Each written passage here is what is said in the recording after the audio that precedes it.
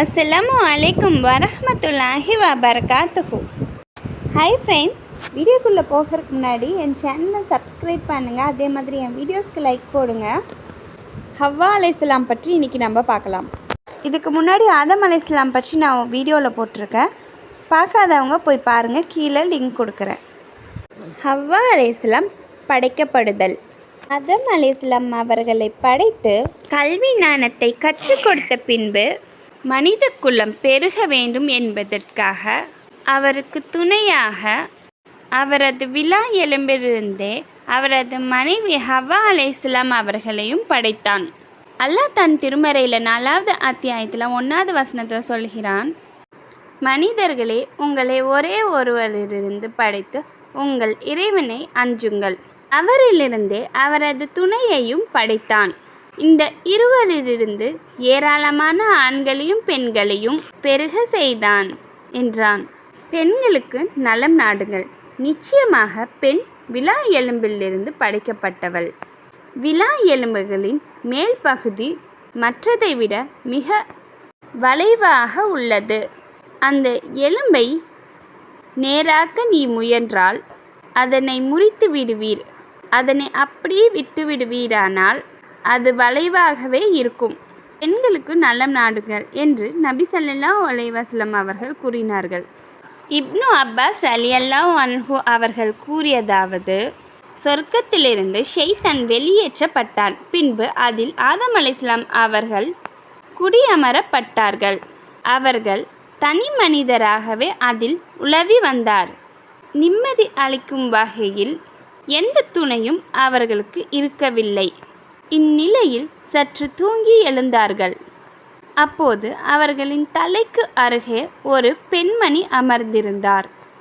அல்லாஹ் அந்த பெண்ணை ஆதம் விலா எலும்பிலிருந்து படைத்தான். அப்பெண்ணிடம் நீ யார் என்று கேட்டார்கள்.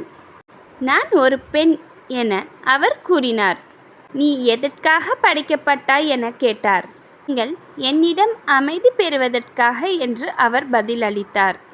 அப்போது ஆதம் அலைஹிஸ்ஸலாம் அவர்கள் பெற்ற இந்த ஞானத்தை பார்த்து தெரிந்து கொள்ளும் வகையில் வானவர்கள், ஆதமே, அந்த பெண்ணின் பெயர் என்ன என்று கேட்டனர். அதற்கு ஹவ்வா என பதில் அளித்தார்கள். ஏன் ஹவ்வா என்ற பெயர் சூட்டப்பட்டது என்று கேட்டனர். அதற்கு அந்த பெண் உயிருள்ள ஒன்றிலிருந்து படைக்கப்பட்டிருப்பதால் என்று கூறினார்கள். ஹவ்வா என்பது உயிருள்ளது என்பதிலிருந்து மருவியது என்பார். பிறகு ஆதம் மற்றும் ஹவ்வா அலைஹிஸ்ஸலாம் அவர்கள் ஒரு குறிப்பிட்ட மரத்தை நெருங்கக்கூடாது என்ற அடிப்படையில் சுவர்க்கத்தில் வசிக்க செய்தான். அதாவது அல்லாஹ் தன் திருமறையில் கூறுகிறான், 2வது அத்தியாயத்தில் 35வது வசனத்தில், ஆதமே, நீரும் உன் மனைவியும் இந்த சொர்க்கத்தில் குடியிருங்கள். இருவரும் விரும்பியவாறு தாராளமாக இதில் உண்ணுங்கள். இந்த மரத்தை மட்டும் நெருங்காதீர்கள். நெருங்கினால் அந்நீதி இளைத்தோர் ஆவீர் என்று நாம் கூறினோம். இப்லீஸின் சூழ்ச்சி. இப்லீஸ் அல்லாவின் கோபத்திற்கு உள்ளாகி அல்லாவால் சொர்க்கத்தை விட்டு வெளியேறப்பட்ட போது அல்லாவிடத்திலே தனது அழிசாட்டியத்திற்கு அவகாசம் கோரினான். உடனே அல்லாஹ் மறுமை நாள் வரை அவன் போக்கில் செல்ல அவகாசம் அளித்தான். அந்த அனுமதியை பயன்படுத்தி முதல் வேலையாக மனித குலத்தின் மூலப்பிதாவை வழிக்கெடுக்க துணிந்தான். அவரும் மனிதன் என்ற அடிப்படையில் ஷைத்தானின் ஆசை வார்த்தைகளுக்கு மயங்கி அல்லாவால் தடுக்கப்பட்ட மரத்தின் கனியை உண்டு அல்லாவின் கோபத்திற்கு உள்ளானார். அந்த கனியை உண்டதும் அந்த இருவரையும் இதுவரை உணராத புதுவித உணர்வு ஆட்கொண்டது. அவர்களின் வெட்கத்தலங்கள் வெளிப்பட ஆரம்பித்தன. இலைத்தலைகளை கொண்டு தங்களை மறைத்து கொள்ள முயன்றனர். தாங்கள் செய்த தவறுக்காக அல்லாவிடம் மன்றாடினார்கள். அல்லாஹ் தன் திருமறையில் 7வது அத்தியாயத்தில் 20 to 23வது வசனம் வரைக்கும் கூறுகிறான், எனினும் அந்த இருவருக்கும் மறைத்திருந்த அவர்களுடைய மானத்தை அவர்களுக்கு வெளிப்படுத்துவதற்காக ஷைத்தான் தவறான எண்ணத்தை அவர்கள் மனதில் ஊசலாட செய்து அவர்களை நோக்கி, அதன் கனியை புசித்தால் நீங்கள் இருவரும் வானவர்களாகவோ மரணமற்றவர்களாகவோ ஆகிவிடுவீர்கள் என்பதற்காகவே தவிர வேறெதற்காகவும் உங்கள் இறைவன் இந்த மரத்தை உங்களுக்கு தடுக்கவில்லை என்று கூறியதுடன், நிச்சயமாக நான் உங்களுக்கு நன்மையையே கருதுகிறேன் என்று அந்த இருவரிடமும் சத்தியம் செய்தான். அந்த இருவரையும் ஏமாற்றி தரம் தாழ்த்தினான். அந்த இருவரும் அந்த மரத்தின் கனியை சுவைத்தபோது அவர்களின் வெட்கத்தலங்கள் அவர்களுக்கு தெரிந்தன. இருவரும் சொர்க்கத்தின் இலையினால் தம்மை மூடிக்கொள்ள முயன்றனர். அவர்களை அவர்களின் இறைவன் அழைத்து, இந்த மரத்தை நான் உங்களுக்கு தடுக்கவில்லையா? நிச்சயமாக ஷைத்தான் உங்கள் இருவருக்கும் பகிரங்கமான எதிரி என்று உங்களிடம் நான் கூறவில்லையா என்று கேட்டான். எங்கள் இறைவா, எங்களுக்கு நாங்களே தீங்கிழைத்து கொண்டோம். எங்களை மன்னித்து அருள் புரியவில்லை எனில் நிச்சயமாக நாங்கள் நஷ்டமடைந்தோராவோம் என்று அந்த இருவரும் கூறினார். நல்வழியில் குறுக்கிடும் ஷைத்தான். அல்லாஹ்வின் தூதர் ஸல்லல்லாஹு அலைஹி வஸல்லம் அவர்கள் கூறினார்கள், ஷைத்தான் ஆதமின் மகனுக்காக அவன் செல்லும் அனைத்து வழிகளிலும் அமர்ந்து கொள்கிறான். அந்த வகையில் ஷைத்தான் மனிதனுக்காக இஸ்லாத்தின் பாதையில் அமர்ந்து கொண்டு, நீ உனது மார்க்கத்தையும் உன்னுடைய பெற்றோரும் மற்றும் மூதாதையர் மார்க்கத்தையும் விட்டுவிடு, இஸ்லாத்தை ஏற்கப் போறியா என்று கேட்பான். ஆனால் மனிதன் ஷைத்தானுக்கு இணங்க மறுத்து இஸ்லாத்தை ஏற்பான்.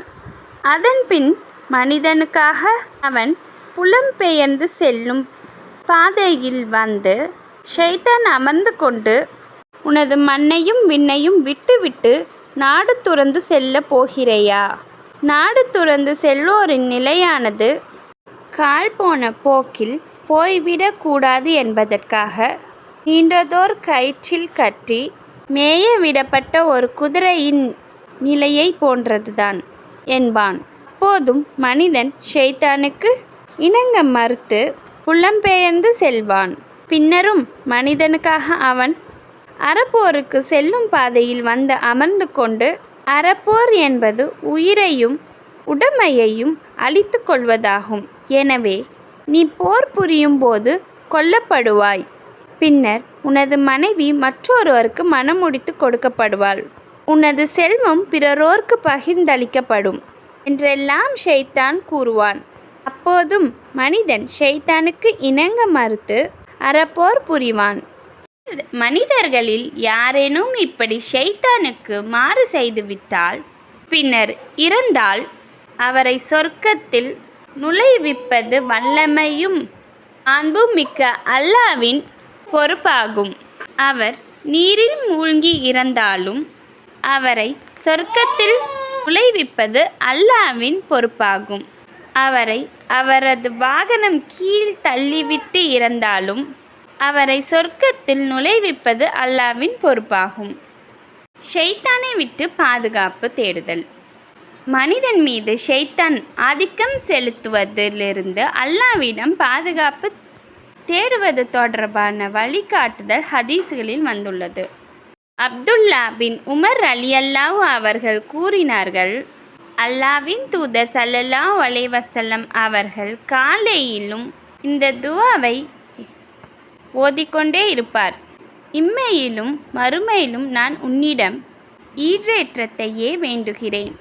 இறைவா, என் மார்க்கம், உலகம், குடும்பம், செல்வம் ஆகியவை தொடர்பான விஷயங்களில் மன்னிப்பையும் ஈடேற்றத்தையும் உன்னிடம் கேட்கிறேன். இறைவா, என் மானத்தை மறைப்பாயாக, என் அச்சத்தை போக்குவாயாக. எனக்கு பின்னால் இருந்தும் எனது வலது புறத்தில் இருந்தும் எனது இடது புறத்திலிருந்தும் எனக்கு மேலிருந்து என்னை நீ காப்பாயாக. இறைவா, எனக்கு கீழிருந்து நான் திடீரென தாக்கப்படாமல் இருக்க உனது மகத்துவத்தின் பேரால் பாதுகாப்பு கோருகிறேன். இறைவனின் கட்டளைகளை மீறி அந்த மரக்கனியை சாப்பிடுமாறு ஷைத்தான் அவர்களை தூண்டிவிட ஹவ்வா அலைஹிஸ்ஸலாம் அவர்களுக்கு தம் கணவர் ஆதமுக்கும் ஊக்கம் அளித்தார் என்பதை நபி ஸல்லல்லாஹு அலைஹி வஸல்லம் அவர்கள் கூறினார்கள். ஹவ்வா அலைஹிஸ்ஸலாம் இப்படி நடந்திராவிட்டால் எந்த பெண்ணும் தன் கணவனை ஏமாற்றியிருக்க மாட்டார். அறிவிப்பாளர் அபூ ஹுரைரா ரலியல்லாஹு அன்ஹு. அல்லாஹ் ஆதம் அலைஹிஸ்ஸலாம் அவர்களுக்கு பாவ மன்னிப்பு தேடக்கூடிய வார்த்தைகளை தாமே கற்றுக் கொடுத்து அந்த இருவரையும் மன்னித்த போதிலும் சுவனத்திலிருந்து வெளியேற்றி விட்டான். உலகம் அழியும் வரை தோன்றும் அனைவரையும் அந்த இருவரும் தமக்குள் சுமந்திருப்பதை கருதி கொண்டு அனைவரையும் சொர்க்கத்தில் இருந்து வெளியேற்றி விட்டதாக அல்லாஹ் கூறி காட்டினான். நம்முடைய முதல் தந்தை செய்த தவறை அவர்களிலிருந்து தோன்றிய நாமும் உணர்ந்து படிப்பினை பெற வேண்டும். அல்லாஹ் தன் திருமறையில் 2வது அத்தியாயத்தில் 38வது வசனத்தில் கூறுகிறான், இங்கிருந்த அனைவரும் இறங்கி விடுவார்கள், நிச்சயமாக என்னிடமிருந்து உங்களுக்கு நேர்வழி வரும், எனது நேர்வழியை பின்பற்றுவோருக்கு எந்த அச்சமும் இல்லை, அவர்கள் கவலைப்படவும் மாட்டார்கள் என கூறினோம். ஃப்ரெண்ட்ஸ், இதோட கண்டினியூஷன் நம்ம நெக்ஸ்ட் பார்ட்டில் பார்க்கலாம்.